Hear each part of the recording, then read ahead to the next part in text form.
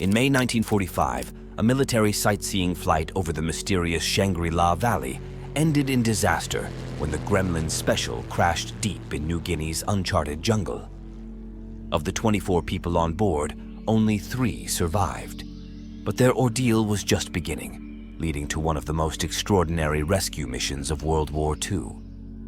How did they make it out alive?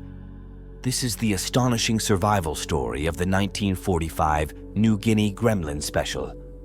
Thank you for supporting our growing channel. Your engagement and subscriptions drive us to continue bringing you these incredible tales. Now let's dive into today's story. As always, listen closely. You never know when this knowledge might save your life.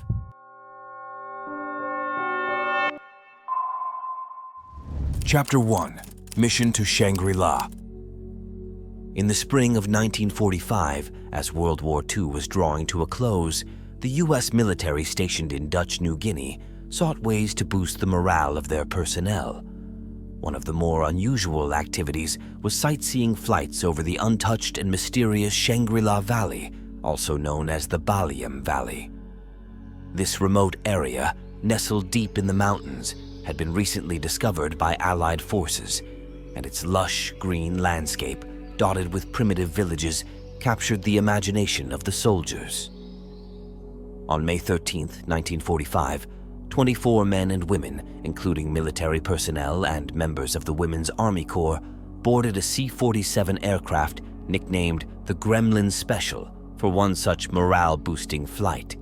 The mission was simple: to fly over the Shangri-La Valley, offering a rare glimpse into a land that time seemed to have forgotten. The valley was rumored to be inhabited by tribes who had never made contact with the outside world, adding an element of intrigue and adventure to the journey. The flight took off smoothly, with everyone on board excited to witness the mysterious valley. The passengers, looking forward to a brief escape from the harsh realities of war, chatted and laughed as the plane ascended, unaware of the fate that awaited them. However, what began as a routine sightseeing mission would soon turn into a nightmare that none could have anticipated. As they marveled at the majestic valley below, none could have predicted the peril that lay ahead. Chapter 2. The Crash. As the Gremlin Special descended into the Shangri-La Valley, the atmosphere on board shifted from excitement to alarm.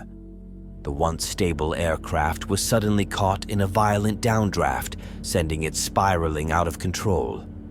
The pilot and co-pilot, both seasoned aviators, fought desperately to regain altitude, but the mountainous terrain was unforgiving.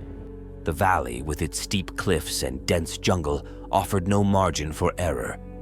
The plane plummeted toward the mountainside, and within seconds, the passengers' sightseeing adventure turned into a fight for survival. The impact was catastrophic. The aircraft crashed into a jungle-covered slope, instantly tearing apart the fuselage and igniting a series of explosions. Of the 24 people on board, 19 were killed instantly. The crash site was a scene of utter devastation. Flaming wreckage scattered across the jungle floor, with only a few pieces of the aircraft recognizable. The survivors, thrown clear of the wreckage, were in shock, struggling to comprehend the magnitude of the disaster. Lieutenant John McCollum, one of the few to emerge unscathed, quickly assessed the situation. Nearby, Sergeant Kenneth Decker lay severely burned and injured, while Corporal Margaret Hastings, suffering from deep cuts and burns, was also alive but in critical condition. Tragically, Women's Army Corps members Eleanor Hanna and Laura Besley, who initially survived the impact, succumbed to their injuries within hours, leaving only 3 survivors in the unforgiving wilderness. In the aftermath of the crash, a heavy silence fell over the jungle, broken only by the faint cries of the survivors struggling to comprehend their new reality. The survivors were now stranded in one of the most remote and inaccessible regions of the world. Surrounded by dense jungle with no clear path to safety, they faced a daunting reality. They were alone, injured, and deep in the heart of New Guinea, with no immediate hope of rescue. Chapter 3. Survival in the Jungle. The immediate challenge was survival. The thick jungle canopy blocked out much of the sunlight, casting the crash site in shadow. The air was thick with the smell of burning fuel and jungle rot. McCollum, despite his own shock and injuries, took charge, knowing that they had to act quickly if they were to have any chance of making it out alive. With only a few salvaged supplies and their wits to rely on, the three survivors began the first steps of what would become a grueling 3-week ordeal in the jungle, a journey that would test the limits of their endurance and will to survive. McCollum, as the only one not critically injured, assumed leadership. He knew their first priority was to find a safer location, somewhere open enough for rescue planes to spot them. Gathering what little strength they had, the survivors scoured the wreckage for anything useful. They salvaged some water, a few hard candies, and pieces of the plane that could be used for signaling. It wasn't much, but it was all they had. The jungle was relentless. Thick vegetation made every step a struggle, and the intense humidity sapped their energy.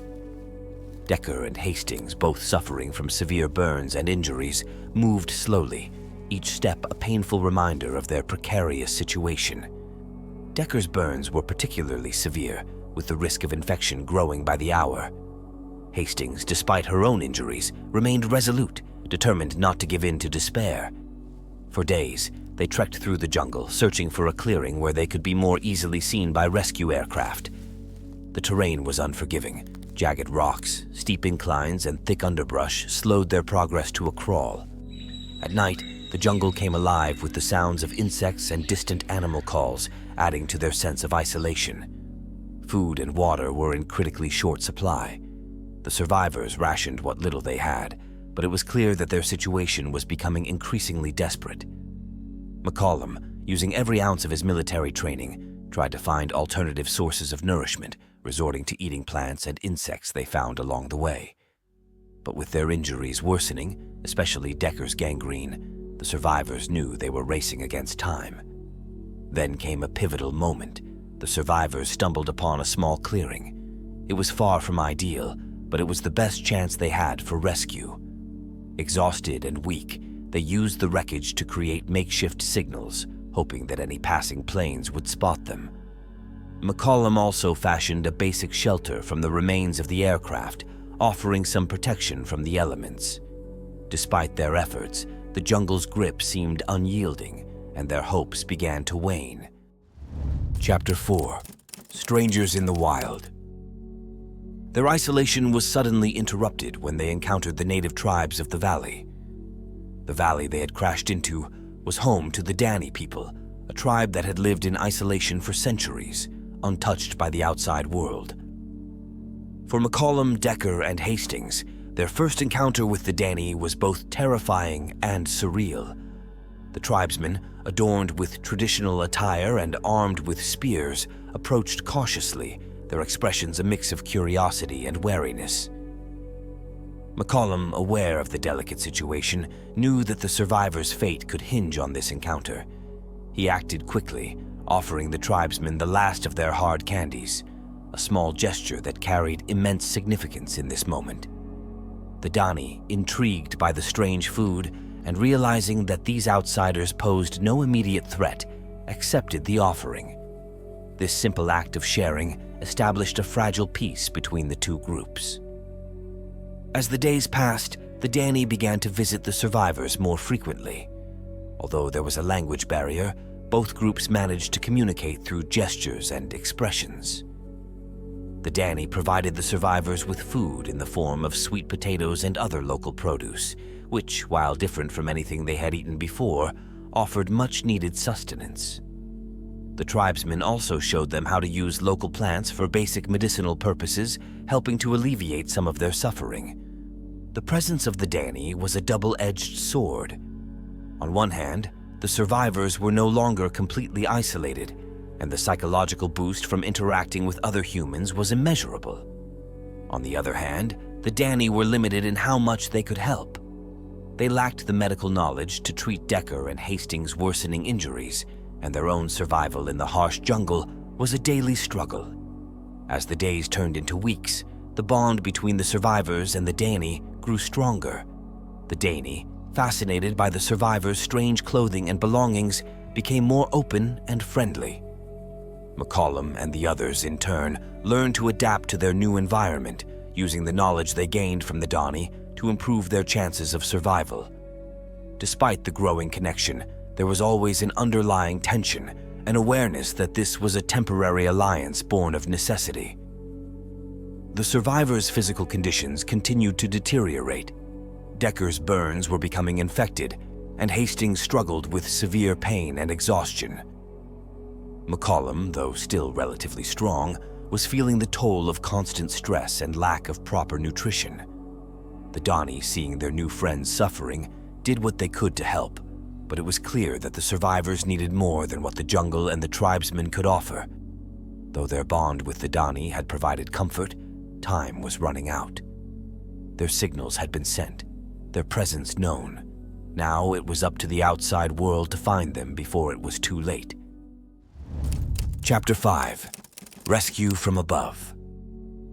3 weeks had passed since the crash, and the survivors' hope was hanging by a thread. McCollum, Decker, and Hastings had endured unimaginable hardships, from the immediate aftermath of the crash to the daily struggle to survive in the unforgiving jungle. But just as their strength was fading, the skies above them finally brought a glimmer of hope.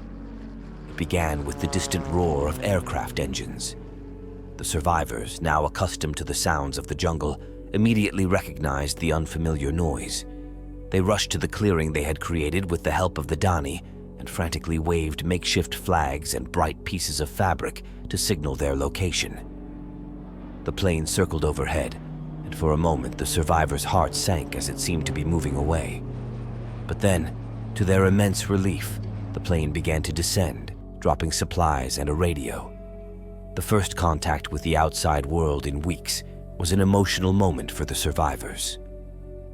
Through the radio, McCollum was able to communicate with the rescue team. However, the rescue was anything but straightforward. The dense jungle and rugged terrain made it impossible for a plane or helicopter to land near their location. The rescuers knew that a conventional rescue mission wouldn't work. They needed a bold and innovative plan. The decision was made to use Waco CG-4A cargo gliders, specially designed for operations in rough terrain. The gliders, which could be towed by planes and then released to land in confined areas, were the only viable option to extract the survivors from their remote location. It was a risky maneuver, but the rescuers were determined to bring the survivors home. On June 28, 1945, the first glider made its descent into the Shangri-La Valley. The landing was tense, with the glider narrowly avoiding obstacles as it touched down in the clearing.